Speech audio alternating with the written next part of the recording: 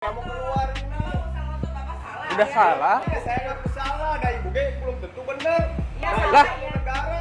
Terus kalau motor keluar gimana caranya? Saya mau keluar. Iya. Ditegur karena parkir sembarangan, pemilik mobil berdalih jika jalan milik negara. Tengah ramai cekcok antara pemilik warung yang menegur kelakuan pemilik mobil usai diduga parkir sembarangan di depan rumahnya. Hal itu kini ramai usai diunggah di sosial media, salah satunya akun Instagram @majeliskopi08 pada Jumat, 6 September 2024. Ditegur karena parkir di depan warung, pemilik mobil bilang jalan milik negara, tulis keterangan pada unggahan.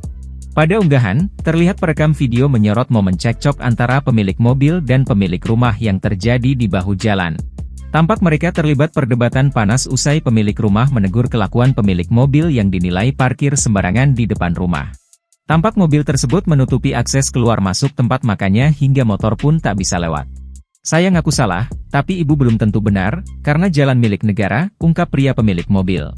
Karena semakin memanas, seorang ibu pun berteriak untuk segera menghentikan perdebatan dan meminta pemilik mobil segera memindahkan kendaraan.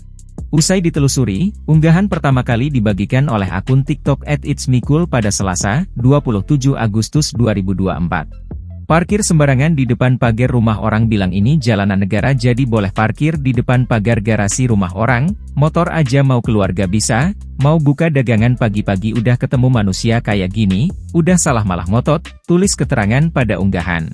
Belum diketahui waktu kejadian, namun disinyalir lokasi cekcok ini terjadi di Sukabumi, Jawa Barat. Video yang berdurasi 1 menit 52 detik ini pun kini ramai ditanggapi oleh warganet. Kamu keluar ini. Udah salah. Saya nggak salah, ada ibu ge belum tentu bener. Lah. Negara. Terus kalau motor keluar gimana caranya? Saya mau keluar. Iya. Download Tribun X sekarang.